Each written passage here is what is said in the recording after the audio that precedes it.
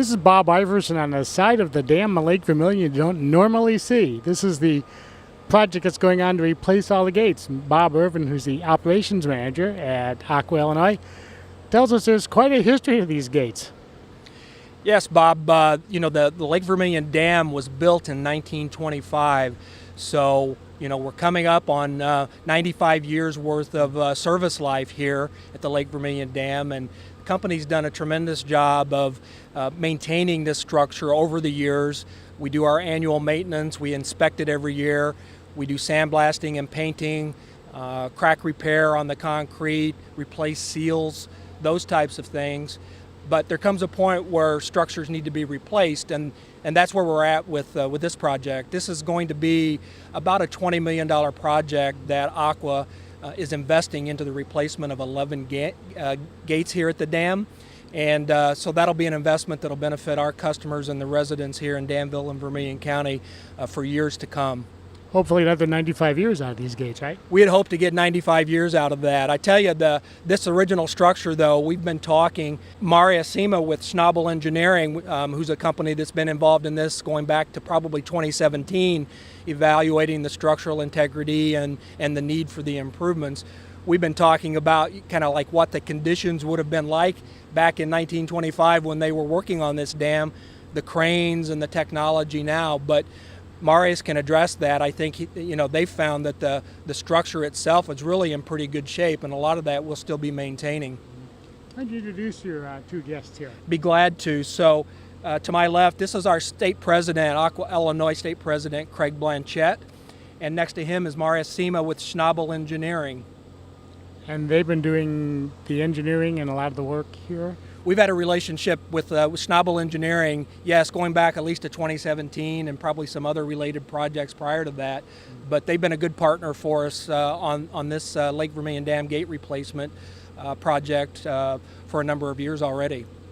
I want to go over and ask him, what's the first step in a project like this? I'm assuming it's engineering. You have to inspect and see what's going on. Yes, there were some inspections performed. In 2017, we even had a diving inspection performed on the dam. Then we had a lot of inspections inspecting the gates and the structure itself. We even evaluated, I think there was some drilling involved as well, installing piezometers and checking water levels and everything geotechnical related. So you can see here, these over here are the newest ones, and then you look at the older ones back there. You physically have to remove the entire gate, and then what happens? The first step in removing the gates, yes, is to demolish the bridge, the old bridge deck that's on top. Yes, and then cutting the gate's arms and demolishing the gate, removing the gate physically from it. It's kind of funny to look over and see one of the open ones right now that you have the temporary gate. There's a bulkhead installed before you remove the gate. Mm-hmm. So you have protection and the lake's not coming on you. And in order to support the dam, because we're removing weight from the dam, we installed concrete ballast blocks on the pier fronts. So when did the actual physical construction of this start? I came here end of the month of June, but the contractor started prep work and installing the barge bulkheads and the crane bulkheads ahead of time, probably April, May. And Bob, you're hoping to get this done by next spring?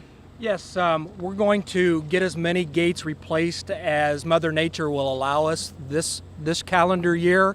Right now we have 4 new gates that are in place. We'll be looking to commission a couple of those maybe within the next week. And then once we do that, we'll put a couple of gates back in service. Then we'll go to gates Bay 5 and 6, remove those, and hope to get those completed here before the weather turns bad and we start getting into the wintertime season. Once we take those gates out, replace them with the new ones, we have to make sure we can re-pour the top deck on top of that and be in a position to put those back in service. So we have to plan ahead a little bit with Mother Nature and make sure we get that done before winter sets in. Now, Mother Nature kind of slowed you at first because of all the rain this spring, but then since that point, it's been dry and gangbusters time for doing things. Yeah, we did get off to a little bit slower start. It was wet in the early spring, and we ran into the typical things you would on a major project like this, things that we're resolving in the field. So we probably are running just a few weeks behind schedule from when we first came into this project. But we're making good progress at this point. As you said, it's been drier here this summer. Our lake level actually is down right now, probably between 6 to 12 inches. And it's not a critical level for us at that point. But, on the other hand, it's given us a good opportunity to keep construction going. We haven't had the major storms, and so we haven't had to shut down the work site an abnormal number of days. So it's allowed us to continue moving along. But one of the criteria for this project was to make sure that we didn't have to significantly lower Lake Vermilion and impact the boaters and the fishermen and the people here in the community that use Lake Vermilion for recreational purposes. It has a huge economic benefit to our area here in the community. And so that was very important, and we've been able to at least not have to drop it down for construction purposes. So now we're kind of dependent on Mother Nature to give us some precipitation and rainfall in our watershed area so that we can bring that back up to normal pool. But, so far so good. Everything's coming along very nicely. I was just about to ask, if you need those gates, can you use them? And just then, they opened up the one a little bit on the bottom to show, yeah, you can do that. They can be lifted, raised and lowered, but right now, as Marius said, we've got false gates in front of those, so we're blocking the water out. So they're just testing those up and down as they're going through the next phase of installing those gates. Again, probably within the next week, we'll be looking to put a couple of those back in service, removing those false gates, and actually having lake flows up against those gates and passing it through as needed. I want to get over to Craig here. How does Aqua Illinois decide, how can you prioritize, I guess, the project? There's a lot of things that a water company has to do, obviously with the lines and dams and everything else. Where did we get on our priority list, and how do you do that? Well, this ranks pretty high on the priority list because, as we all know, this is the water source for Danville and local communities. And so, they keep track. Bob and his team here do a great job, both in Vermilion and in Champaign counties, of evaluating our assets. And traditionally, when we're out doing things, they associate us with replacing water mains and things like that in the city street. Because this is such a critical asset to the community, they watch it very closely. And we started planning for this years ago, and Bob and his team, working with Schnabel, made a decision to start moving forward the renovations of this facility. Now, Aqua has about a $50 million capital expenditure program this year, capital investment initiative, and this is a big chunk of it for this year and next year. So we're proud to participate with local community in this project. Bob and his team have done a great job, and one of the things he's been explaining to me is not only the benefit of this project to the community in terms of the lake and the water source, but also in the terms of economic development, jobs. A lot of the work that's taken place here is being done either on-site or off-site by local contractors, and that's important to us. Mm-hmm. And having a plentiful water supply is always essential when you're trying to promote industry and more economic development. That's exactly right. That's one of the first questions that economic development professionals get, is the not only the quantity, but the reliability of the water system. And that's something we take great pride in maintaining at a high level here in Vermilion County. Now, we said before that a lot of times you don't think about the water company because it's going through pipes underground. You don't think much about it. This dam, as big as it is and how much it does, a lot of the community doesn't think much about this because it's kind of back away, and until you start seeing the cranes come up and you realize what a major project this is that's going on fairly quietly for the community. That's exactly right. This one here is quite visible for those that know about it, but nonetheless, it's a critical asset, and none of the rest of the assets really mean much if you don't have the reservoir, you don't have the water source. So really, everything we do starts just right here. Mm-hmm. Yep. Okay, Bob, explain to the layman what a dam does. You basically are keeping the level of the lake at a certain point. Yes, I mean, it's a man-made structure. The dam was put in and Lake Vermilion was formed again back in the 1920s. And as Danville was growing, had a need for a more reliable water source here for the area. So this area, the dam was constructed and Lake Vermilion was built to give us an impoundment. And first and foremost, Lake Vermilion is just that. It's our water supply for Danville and a big part of Vermilion County. So very important to us. So we have that impoundment, and so we can rely on that in periods of drought like we're going through right now where it's dry. We've got that impoundment, so we still have water for the community. The dam itself with the 11 gates gives us the ability to match flows. This dam operation is not flood control in any way. We strive very strongly to maintain a constant pool level so that we have that ready supply of drinking water for our residents.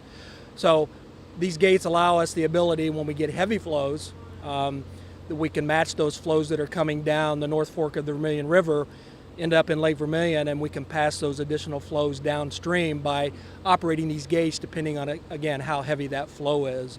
So it gives us the ability, again, to create that constant pool level for drinking water purposes. Now, in some years, you hear other communities having trouble getting enough water because of the drought, and it's difficult, and they have to go through water conservation. Because of the lake, you guys don't have to do that. That's true. We've, during my tenure here, I previously was the area manager here in Danville for 8 years. We had a couple of drought-like summers where the lake level was down almost 2 feet. And a little bit disruptive for people living on the lake, but it was never a critical point for our drinking water supply. We didn't have to issue restrictions to our customers. We obviously watch that very closely. We have operators on site at our water treatment plant around the clock 24/7. And so we've been able to sustain that even when communities around us with surface water supplies have had to put restrictions on usage. We haven't been in that position, and just like this summer, even though the lake level is down a little bit right now, with having that impoundment, we've been able to sustain that. And with the water coming out of the gate over there, what you're doing now is you're getting the supply of water you need to the plant, which is down over there. That's correct. It's downstream. So yeah, the gate on the very end, we're passing enough to meet our demands in the community. Danville has a fairly sizable industrial base here in our community, and some large employers that need the water to operate, Monday through Friday, and some of them even around the clock. So we are passing water through, even though it is dry and the lake level's down, enough to meet those demands at our water treatment plant downstream.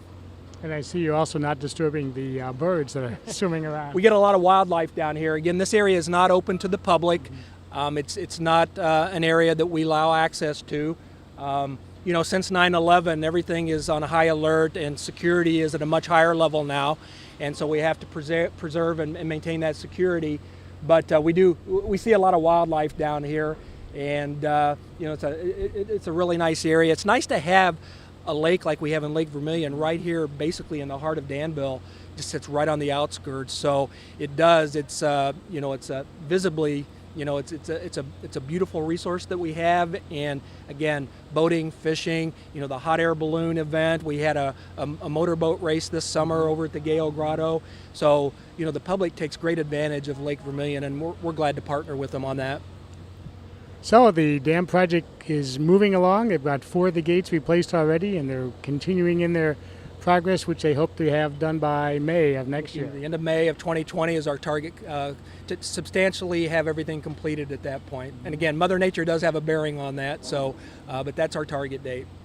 So here on the back side of the dam, I'm Bob Iverson.